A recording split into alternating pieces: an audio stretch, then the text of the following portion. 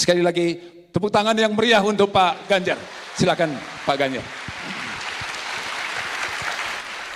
Terima kasih. Dengan ini saya kukuhkan.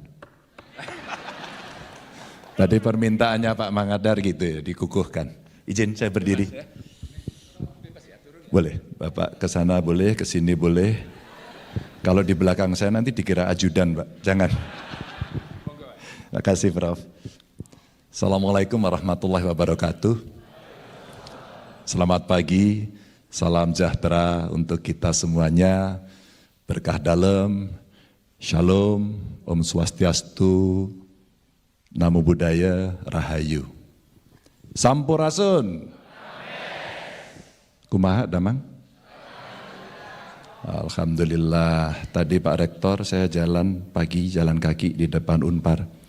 Pak Ganjar foto-foto, ternyata dia lagi foto di banner salah satu calon. Dia anaknya mahasiswa Unpar. Pas jalan gitu, loh kok itu mirip katanya. Terus dia nyebrang. Terus salaman, Pak saya dari Magelang katanya begitu. Jauh-jauh, saya kira dari Rembang Pak. Ternyata dari Magelang. Pak Rektor, seluruh Sivitas Akademika Universitas Parahyangan, saya lihat ada dari alumni Unpar, ada alumni ITB juga sini. Yang hadir, teman-teman mahasiswa, yang saya lihat IP-nya, luar biasa, berapa? 4,3, hebat. 4,7, bahasa Inggrisnya 10, waduh sama sih. Saya terima kasih merasa terhormat bisa diundang ke Unpar.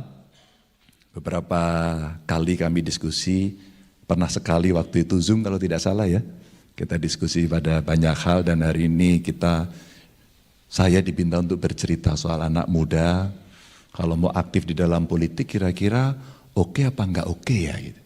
Biasanya cynical sering muncul, politik menjemukan, politik membosankan, semua dibentur-benturkan, narasinya selalu negatif. Maka butuh anak-anak muda dengan energi baru untuk membuat politik itu asik. Politik itu menarik dan politik itu adalah kehidupan keseharian yang kita mesti ikut terlibat. Maka saya ambil tema kira-kira anak muda kalau aktif politik seperti apa. Siapa yang suka nongkrong angkat tangan? Halo anak nongkrong? Kalian nongkrong semua pasti. Ini anak zaman sekarang Prof, anak nongkrong. Kira-kira kalau anak muda nongkrong hari ini ngobrolin apa ya? Pacar? Wah, nanti dulu dong. Skripsi, oke, skripsi. Apa bro? Ya? Konspirasi. Jauh amat. Siapa yang nongkrong tapi ngomongin dosennya? Banyak Pak, banyak Pak. Ini anak nongkrong sekarang, kira-kira ada nggak ya yang ngobrol begini, ngomongin tentang Indonesia? Ada. Wih, kamu keren banget. Kira-kira apa yang kamu obrolin tentang Indonesia? Ya jangan banyak-banyak lah. Apa kira-kira?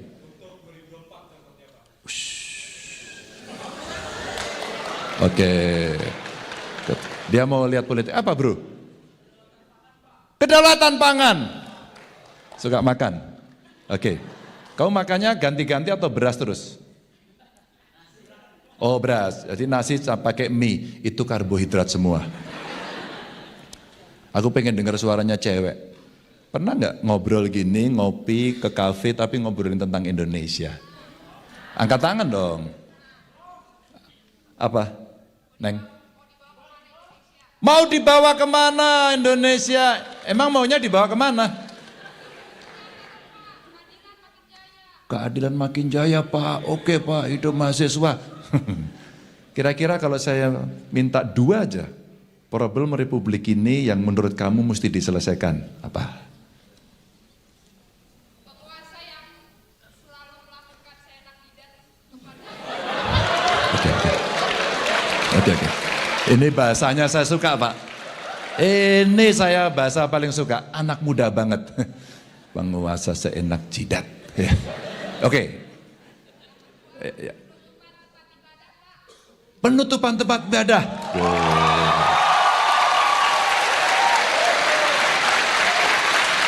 Ya.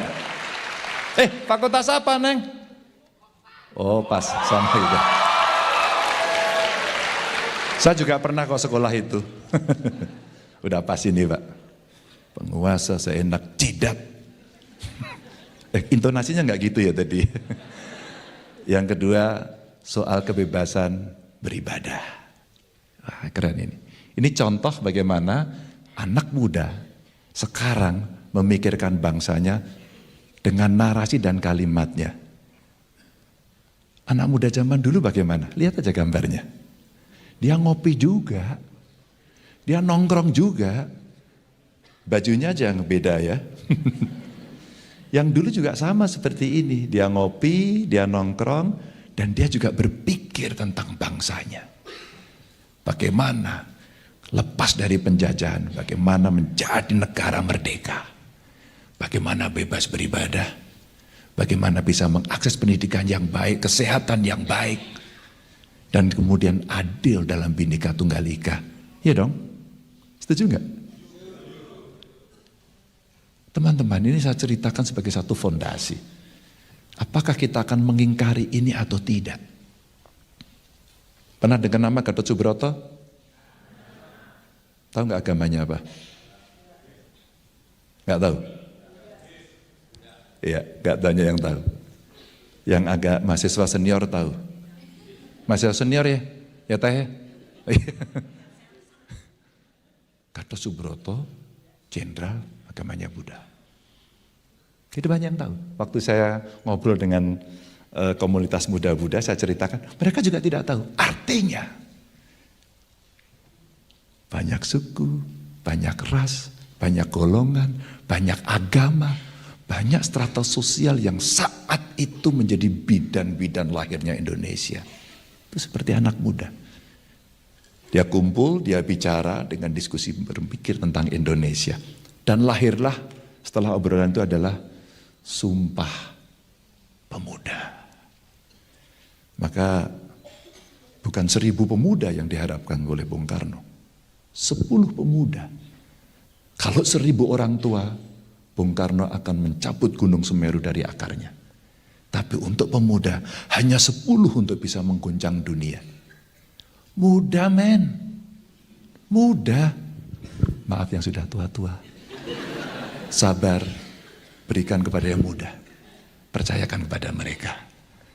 Ini cerita bagaimana sesama anak muda sejak Republik ini lahir, mereka selalu bercerita, berpikir tentang bangsa dan negaranya. Lanjut. Maka teman-teman, saya mau bercerita dengan yang enteng-enteng saja. Kalau kita bicara anak muda dan politik itu kira-kira usia 17 sampai 39 tahun. Yang merasa usianya 17 angkat tangan. Pak nggak usah ngaku 17 Pak. Bu. Yang di depan ini nggak mungkin 17 ini. Ada? Oh nggak ada. 18? Ada 18. 19? Makin banyak. Oh kita seangkatan ya ternyata. Inilah usia anak-anak muda hari ini dan kalau kita melihat, kita punya data ini, saya ambil dari CSIS nih. 91,3% anak muda itu nyoblos waktu itu. Sudah pernah ada yang ikut pemilu? Oke, ya kamu terlihat sudah lebih dewasa. Berarti sudah punya. Ada yang baru mau ikut pemilu, ikut memberikan suaranya besok, boleh angkat tangan? Wow, kamu akan menentukan nasib bangsa bareng-bareng. Ya. Ada yang tidak ingin ikut nyoblos besok? Biasa, wah kami golput aja Pak. Ini sikap-sikap yang kita ingin scanning untuk bisa terlibat. Tapi teman-teman saya sampaikan 54% dari semua itu pada pemilu 2024 adalah anak muda. Besok itu yang mau terlibat anak muda. Dan pas sebenarnya kita menghadapi bonus demografi. Anak muda, produktif, banyak banget. Di tengah dunia yang sekarang multipolar, di tengah dunia yang sekarang menghadapi disrupsi, di tengah teknologi informasi masuk, maka kita berada di tengahnya untuk bisa bersikap adaptif, kolaboratif. Pada satu sisi kita sebagai warga bangsa yang harus punya sikap. Kita mau menjadi pion yang dimainkan atau kita menjadi pemain yang kemudian menggerakkan pion-pion itu. Sebuah opsi. Dan itu butuh confidence. Kita butuh berdaulat.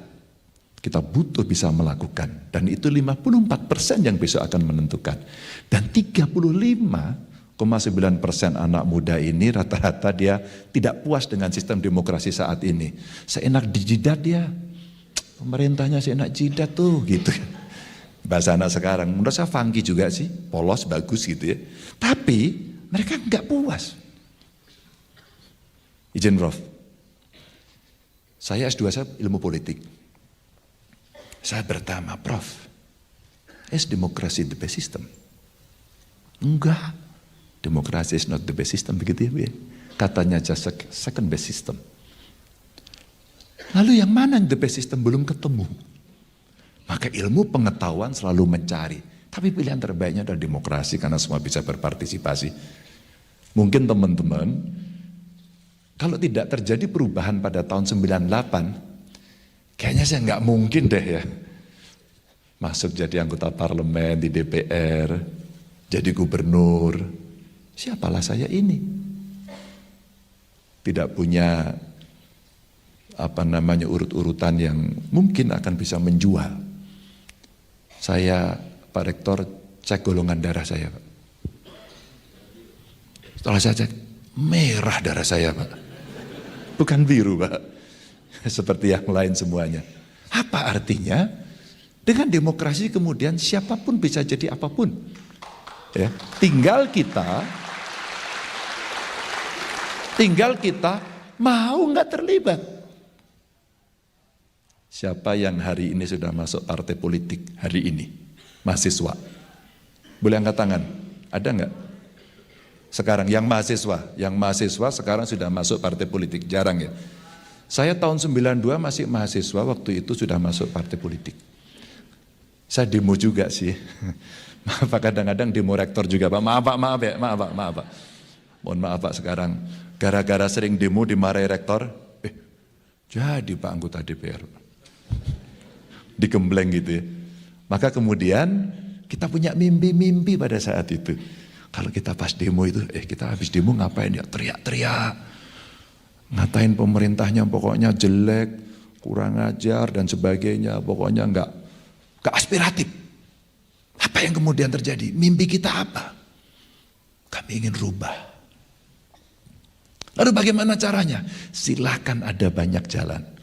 Pilihan saya masuk partai politik. Pilihan saya. Namun ada dua yang kemudian kita bisa pilih. Anda mau merubah, kalau pengen merubah. Siapa yang pengen merubah? Kamu ingin mengubah Indonesia, ingin mengubah dunia. Wow, boleh juga ya. Tinggal pilihannya. Siapa yang pengen mengubah tapi masuk sistem? Oke, hanya sedikit orang. Siapa pengen mengubah tapi di luar sistem? Oke, yang lain abstain? Oke. Itu juga pilihan demokrasi kan? Saya mau cerita dulu, kegelisahan saya waktu itu, kayaknya saya mesti masuk sistem deh. Dengan segala risikonya, apa yang terjadi? Nah, kita bisa cerita dari ideologi turun ke hati. Gitu. Ideologi. Ada mimpi besar seorang anak muda yang kepingin Indonesia lebih baik. Ideologis. Masuk ke hati kemudian menjadi sebuah sikap. Memutuskan dengan segala risiko. Ya belajar saya, diajari senior-senior saya bagaimana berideologi, siapa yang harus berpihak dan seterusnya. Maka lahir dari marxisme, berpihak kepada orang ciri. Biasanya mahasiswa punya semangat itu, Dan kemudian mereka melaksanakan banyak sekali kegiatan. Kemudian saya hitung-hitung, saya coba banding-bandingkan, ternyata saya gabung di partai politik usia saya 24 tahun. Yang 24 tahun siapa di sini? Gak ada ya? Oke, 24 tahun. Belum lulus. Tenang, nggak apa-apa. Saya juga lebih lama lagi. Tenang aja, belum tentu ya nggak bro? Tenang aja. 24 tahun saya mulai ikut berpolitik. Ya enggak? Masuk DPR usia saya 36 tahun. Obama ya 35 tahun bergabung partai politik duluan saya. Tapi kami berdua sama-sama di usia 36 tahun masuk partai. Jadi saya seangkatan sama Obama. Di usianya waktu mau masuk gitu. Cuman dia di sana, kita di sini. Di usianya. Dan kemudian usia 45 saya menjadi gubernur. Kalau Xi Jinping saya lihat ya digabung partai politik lebih muda, dia 21 tahun. 54 tahun anggota Kongres, lebih muda saya. Kemudian 60 tahun dia jadi presiden, dan Obama 48 tahun. Saya bandingkan tokoh-tokoh ini untuk melihat, mudah-mudahan menginspirasi kawan-kawan.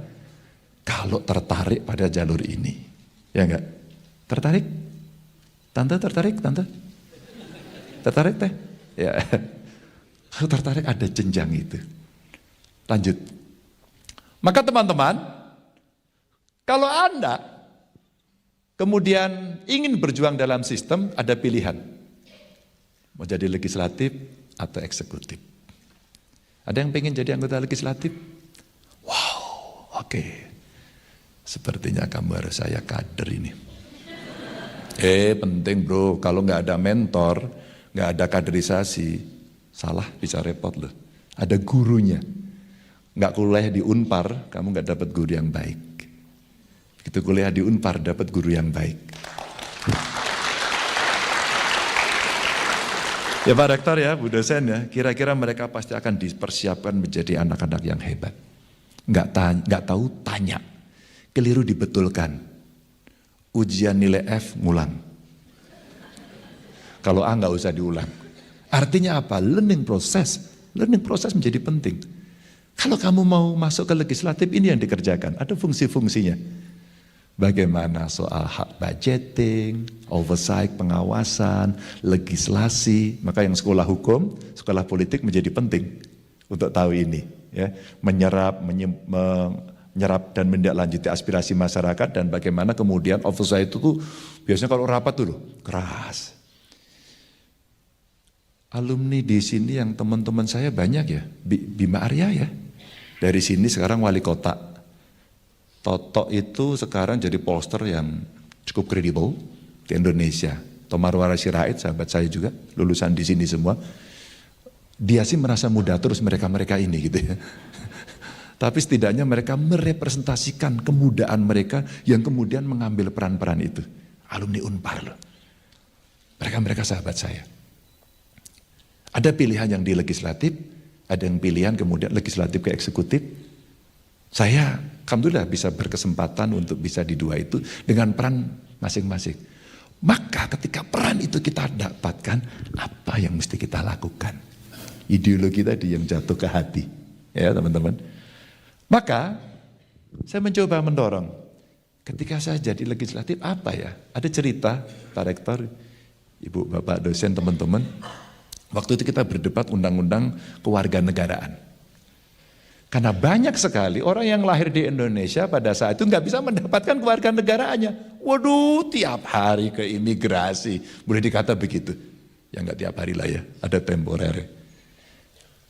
Kemudian kita bicarakan, mereka yang kawin campur, orang Indonesia dengan orang warga negara asing, ini wabil khusus yang perempuan ya. Itu kalau terjadi persoalan, perempuannya mesti rugi, dirugikan. Karena regulasinya tidak bisa memproteksi itu. Akhirnya apa? Kita berjuang agar itu bisa lolos. Dan akhirnya mereka sekarang mendapatkan proteksi itu, mendapatkan kemudahan itu, dan anak-anaknya terlindungi, sampai kemudian anak-anak dari perkawinan campur dalam arti antara orang Indonesia dengan orang asing bisa mendapatkan dui kewarganegaraan. Terlindungi dia. Maka kita di legislatif pun bisa fight. Saya terharu pada saat saya menyampaikan cerita ini di salah satu talk show waktu itu di UGM. Tiba-tiba saya dikontak dari Kanada dan sampaikan, Mas Ganjar masih ingat itu ya? Ingat saya enggak? Saya yang di Kanada. Iya, tapi yang mana ya dulu ya gitu ya. Terus kemudian saya cek-cek lagi, oh iya dulu yang bawa anak-anak kecil, iya itu saya gitu. Betapa mereka bisa mendapatkan itu. Jadi ada perjuangan, ini salah satu contoh. Atau menjadi eksekutif. Kalau ini dulu menjadi idealisme saya, seandainya saya bisa mengambil keputusan sebagai eksekutif, apa yang kita lakukan? Ya, ada pengalaman masa lalu, ada ilmu pengetahuan, ada masukan-masukan, maka bisa kita lakukan seperti ini. Bagaimana kemudian birokrasi yang melayani, birokrasi yang berintegritas. Maka kita buatkan dengan e-budgeting kita bisa hemat 1,2 triliun. Membangun birokrasi yang kemudian bisa melayani dan berintegritas. Gampang, tidak. Atau barangkali karena saya berangkat dari keluarga yang tidak mampu, bagaimana bisa mengakses pendidikan? Saya cari ada berapa keluarga miskin yang anaknya tidak bisa mengakses pendidikan. Kita buatkan SMK gratis. Hari ini saya senang betul. Mereka bisa bekerja menjadi tulang punggung keluarga. Akhirnya kemiskinannya bisa diselesaikan oleh anak-anak yang sekolah. Atau barangkali mereka yang tidak punya rumah dan tidak pernah bermimpi mendapatkan rumah. Karena penghasilannya yang kecil dan maaf, mereka masuk kategori yang miskin. Gitu bro. Akhirnya apa? Kita buatkan, kamu bisa beli tanah, saya yang bangunin rumah. Kita buat, beli tanah dapat rumah. Pak, terima kasih Pak, akhirnya saya bisa dapat rumah. Rumah kemudian menjadi sesuatu yang mereka banggakan. Teman-teman, saya mau cerita saja. Dimanapun kita berjuang, pakai jalur apapun, ketika kita punya orientasi, kemana kita akan berpihak.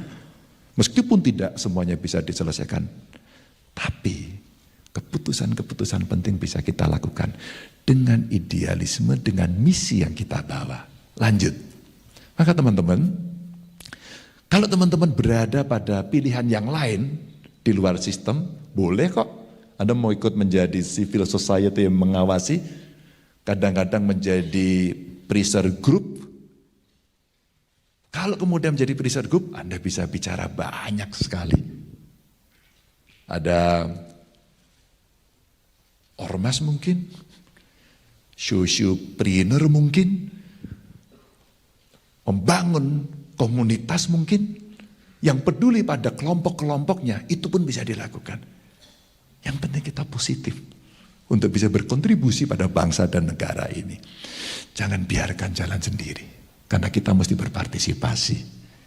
Maka dengan cara apa? Macam-macam. Saya ingin melaporkan Pak sebagai bentuk partisipasi.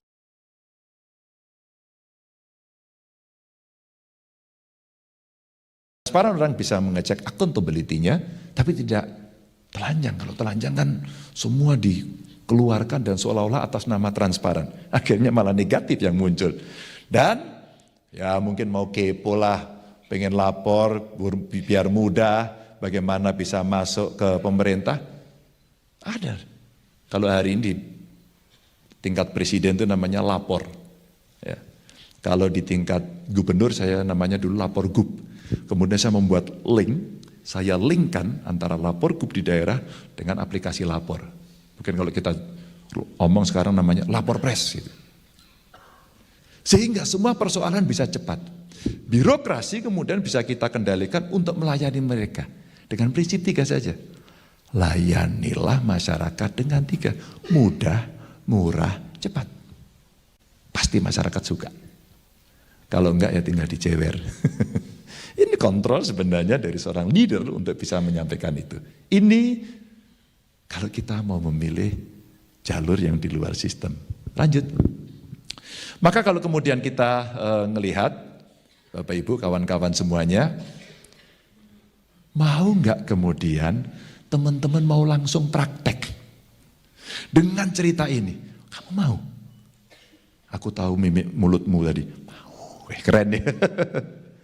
Kalau mau terlibat, ada praktek politik yang bagus kalau tadi diceritakan di 2024. Coba kamu terlibat.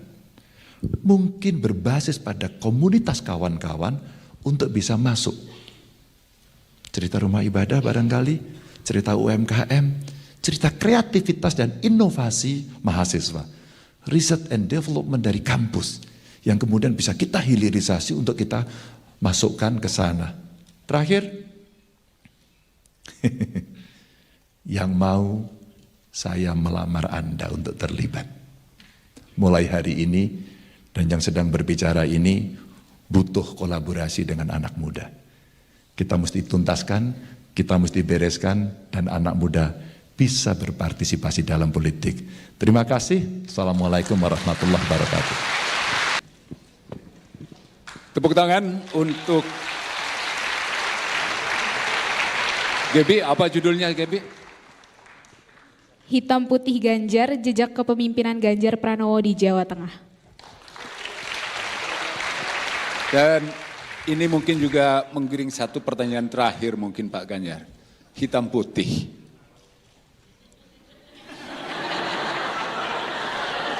Dan itu Kenapa itu? menjadi sesuatu yang sangat bermakna.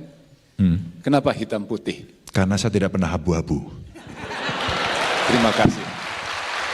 Terima kasih Pak Ganjar. Ya. Dan juga saya kira kalau yang merah itu jelas Pancasila, Indonesia, putih hitam Pak Ganjar orangnya. Ya. Dengan mengucapkan banyak terima kasih Pak Ganjar atas ajakan untuk kaum muda, sekali lagi Pak Ganjar menggunakan kata yang sangat humble untuk mengatakan saya melamar, saya meminta, saya mengajak Anda semua. Teman muda, siap untuk dilamar? Siap untuk membangun bangsa? Siap? Jangan lupa, kita cinta bangsa ini, kita cinta negara ini, dan kita dukung pemimpin yang akan membawa bangsa ini maju, mandiri, dan semakin jaya. Pak Ganjar, dengan segala kerendahan hati, saya mohon maaf atas kekurangan, dan matur nuwun sangat. Makasih Pak Ganjar, dan terima kasih untuk Anda semua.